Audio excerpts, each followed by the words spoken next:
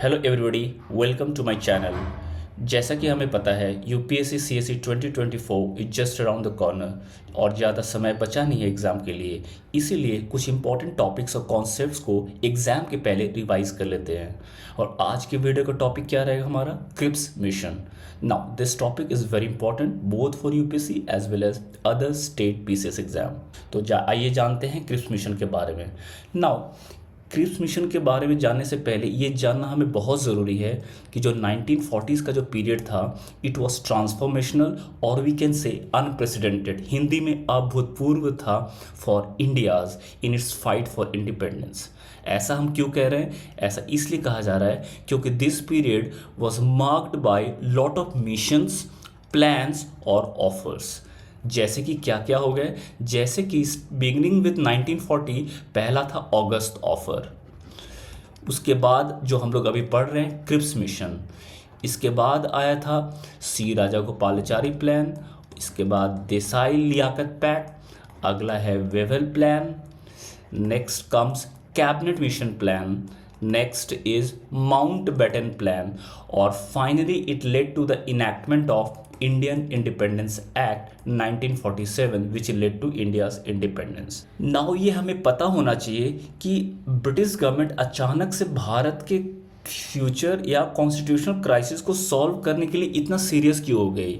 तो अगर रीजंस देखा जाए तो one of the most important reason why many offers, plans और missions they sent to India was the onset of world war two. We all know World War II started from the year 1939 and it continued till 1945। और अगर थोड़ा इसमें timeline में जाए तो सितंबर 1, 1939 Hitler invaded Poland and on September 3, 1939 England and France declared war on Germany, thus starting the World War II. Okay, so now let's get back to Cripps mission. So the slide talks about the time period when Cripps mission came to India. It was during March 1942. Now, as the name suggests, this commission was headed by Stafford Cripps. Now we must all know who was Stafford Cripps. We can see in the slide he was a left-wing Labourite, which means he belonged to the Labour Party. And also he was the member of British War Cabinet. अगले slide में जानेंगे कि British war cabinet या war ministry क्या था, इसके composition क्या थे। Now he was also supportive of Indian national movement, जो कि काफ़ी कम था बाकी ब्रिटिश लीडर्स में। Moving on to the next slide, जैसे कि हमने पिछले स्लाइड में देखा कि जो स्टैफोर्ड क्रिप्स थे he was the member of war ministry और war cabinet. So let's know a few important data about the war cabinet. Now war cabinet, as the name suggests, is constituted during Second World War। And इसको constitute और इसको establish किसने किया था? The then prime minister of England mister Winston Churchill. Who was the king of England at that time? King George six. And we must also remember that before Winston Churchill became Prime Minister, Neville Chamberlain was the Prime Minister of England. Clear? Now the war ministry comprises of 5-man cabinet और ये time to time change होता रहता था। इसमें एक important नाम देखेंगे, Clement Attlee. At one point of time he was also the member of war cabinet, and we all know Clement Attlee was the Prime Minister of England when India received independence. Clear है? Now let's go to the next slide and talk about the main proposals of the Cripps mission. Now the first proposal talks about setting up of an Indian Union with a dominion status. Now this was new for India. ऐसा क्यों? ऐसा इसलिए since its colonisation by the British, this was the first serious attempt by the British for setting up of an Indian union. Dominion status देने की बात की है, उससे हमें याद आना चाहिए एक पॉइंट, ऑगस्ट डिक्लेरेशन। इसको मॉन्टेग स्टेटमेंट भी कहते हैं। कब दिया गया था statement? August 1917. What does the statement say? According to Montek's statement, the long-term goal of the British government in India is to realize the goal of Swaraj or self-government. Clear है? तो dominion status देना is one step further in realising the goal of Swaraj. Clear? Now let's move on to the next proposal. The next proposal talks about that the future Indian Union will be free to decide whether वो Commonwealth के साथ रहना चाहती है या फिर नहीं. Similarly, the future Indian Union will be free to decide whether it wants to participate in post world war two organisation. जैसे क्या? जैसे कि यूनाइटेड नेशन जो 1945 में बनी थी और वर्ल्ड वॉर टू के टाइम में ही इसके बनाने की बात चल रही थी. क्लियर रहेगा? Let's move on to the next point. These are important points और इसके कीवर्ड्स को आप लोग प्लीज याद रखेंगे. Next point talks about the establishment of formation of a constituent assembly. और इसका पर्पस क्या होगा? इसका पर्पस होगा टू मेक कॉन्स्टिट्यूशन, संविधान बनाना. Very important point. उसी तरह से जो अगला पॉइंट है वो कहती है ये जो कॉन्स्टिट्यूएंट असेंबली बनेगी इसके जो मेंबर्स हैं वो कैसे सेलेक्ट होंगे. The members will be partly elected. Please note the keyword will be partly elected by the provincial assembly and partly nominated by the princes. अगर पार्टली नॉमिनेटेड हैं तो क्या ये फुली रिप्रेजेंटेटिव बॉडी कहा जा सकता है? नहीं, we cannot call it a fully representative body. तो please remember the members of the assembly will be partly elected by provincial assemblies through proportional representation, ये भी कीवर्ड याद रखना, and partly nominated by the princes. Moving on to the next slide. Next slide में हम देख रहे हैं the British government इन डिमांड्स को फुलफिल करने के लिए अपने कुछ शर्तें रखी हैं. जैसे कि क्या? जैसे कि कोई भी province if it doesn't want to join the future Indian union they can have a separate constitution as well as separate union. मतलब वो भारत जो फ्यूचर इंडियन यूनियन रहेगा उससे वो अलग हो सकता है.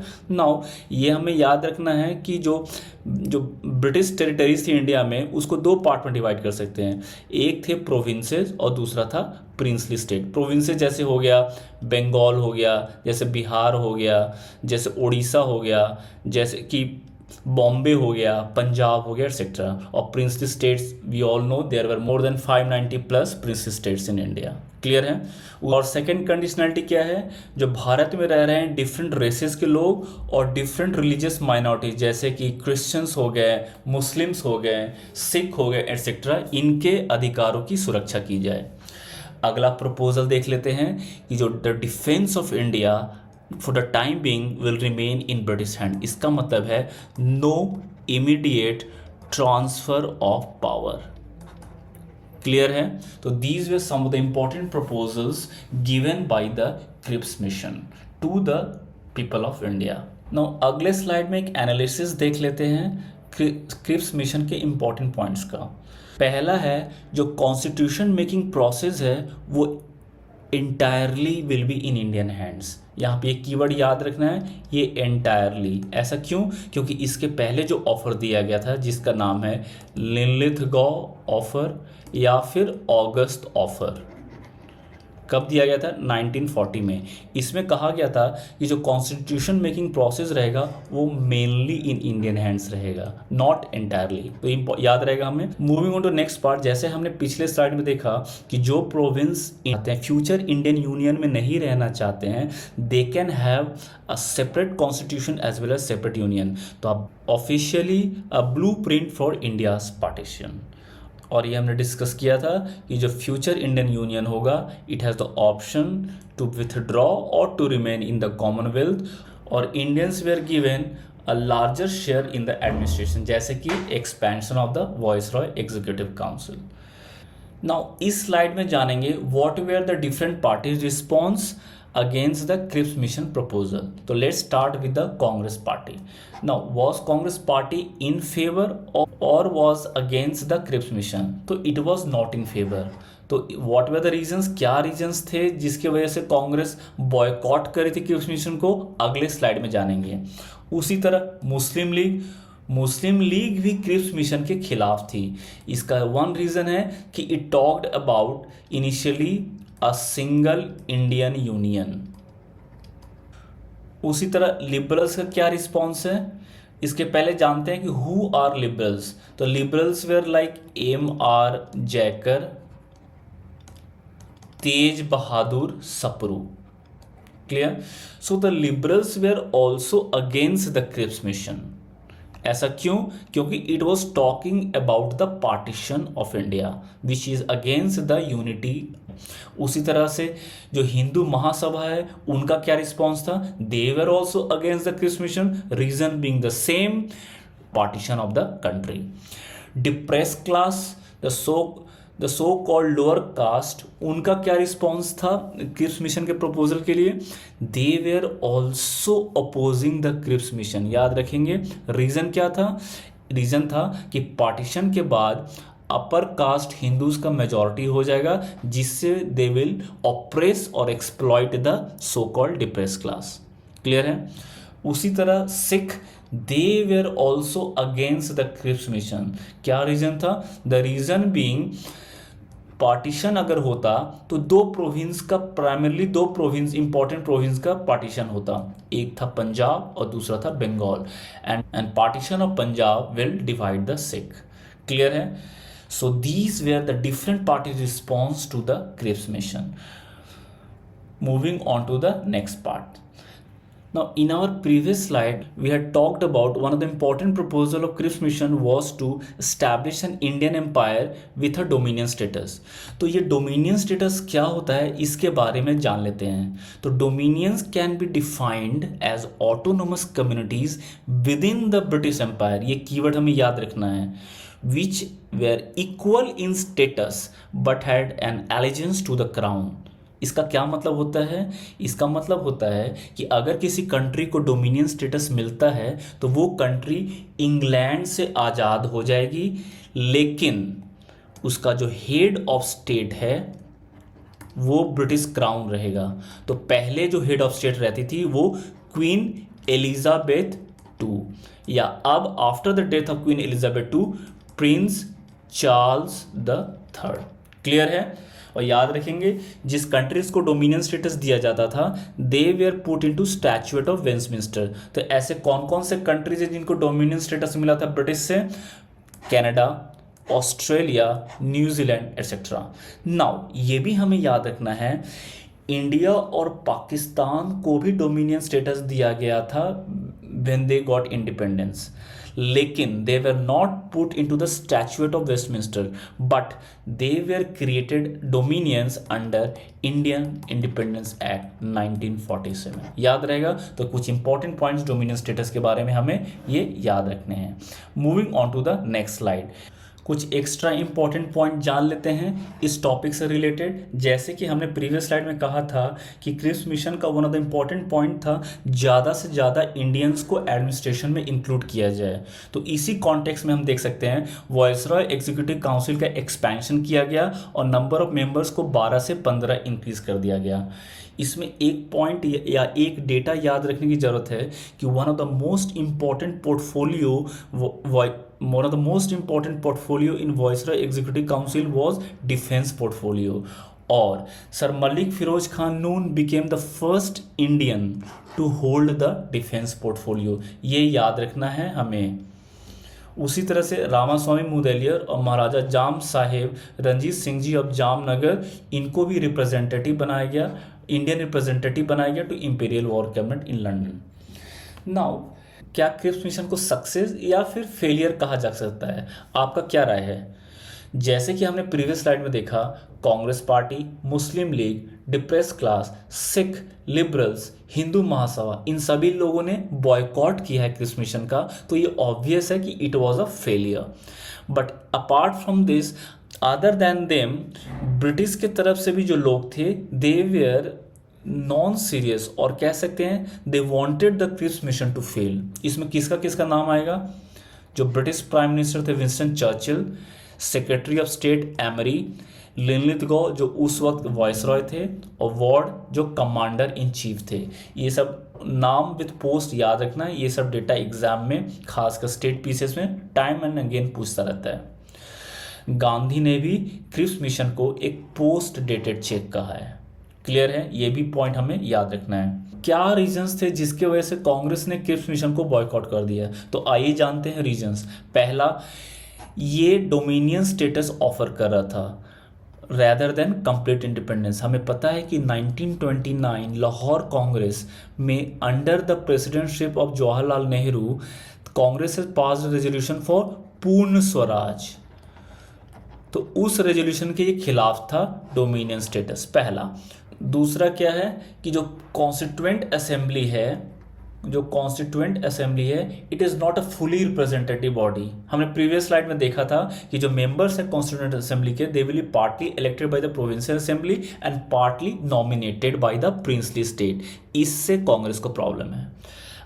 नेक्स्ट टॉप पॉइंट, जैसे हमने कहा, जो प्रोविंस नहीं ज्वाइन करना चाहते इंडियन यूनियन को, they can have their own constitution and can form a separate union. इसका मतलब कि वो पार्टीशन कराना चाहते हैं, which was against the policy of Congress. And also the power lies in the hands of viceroy, so no immediate transfer of power. इससे भी कांग्रेस को प्रॉब्लम था and these were the reason why it boycotted the Cripps mission. Clear है। In one of our slide we had talked about कि एक proposal है Cripps mission का कि the future Indian union can remain और withdraw from commonwealth. तो थोड़ा जान लेते हैं कॉमनवेल्थ ऑर्गेनाइजेशन के बारे में। जो कॉमनवेल्थ ऑफ नेशन ऑर्गेनाइजेशन है, ये एक 56 कंट्रीज का ग्रुप है और इसको कब बनाया गया था? Under the London declaration of 1949। ये याद रखना है। This organisation consist of countries from Africa, Asia, America and Europe, those who were earlier colonised by the British. Clear है। नाउ कॉमनवेल्थ ऑफ नेशंस के पहले उसका नाम था ब्रिटिश कॉमनवेल्थ। ये बहुत इंपॉर्टेंट डेटा है एग्जाम के लिए, ये हमें भूलना ही नहीं है। तो इस कॉमनवेल्थ ऑफ नेशंस को क्या कहते थे पहले? British Commonwealth. और इसको क्रिएट किया गया था थ्रू बैलफोर डिक्लेरेशन। कब किया गया था? इन 1926। कौन से कॉन्फ्रेंस में? एट इंपेरियल कॉन्फ्रेंस, जो कि कहाँ हुआ था? Eight London. क्लियर है। तो याद रखेंगे कि कॉमनवेल्थ ऑफ नेशंस का जो प्रीवियस नेम था वो था British Commonwealth, which was created under Balfour declaration at the 1926 imperial conference which was held in London. और कॉमनवेल्थ ऑफ ने अभी जो प्रेजेंट ऑर्गेनाइजेशन है उसका हेडक्वार्टर लंदन में है। ये ऑब्वियस है since the members of the commonwealth were the colonies of Britain. These were some really important and comprehensive information regarding the Cripps mission. और जाते जाते इस टॉपिक से रिलेटेड एक इम्पॉर्टेंट क्वेश्चन जो कि यूपीएससी सीएसई 2022 में पूछा गया था। और क्वेश्चन क्या है? With reference to the proposal of Cripps mission consider the following statement. पहला ऑप्शन है the constituent assembly would have members nominated by the provincial assemblies as well as princely state. और दूसरा है any province not prepare to accept the new constitution would have the right to sign a separate agreement with Britain regarding its future status. आपको बताना इसमें से कौन सा statement correct है। This is a very important question and आप इसी slide के बेसिस पे इसको आप आंसर कर सकते हैं। तो that was all for today. Please stay tune to my channel for more such important information regarding UPSC as well as other state PCS exam. Thank you, bye bye and take care.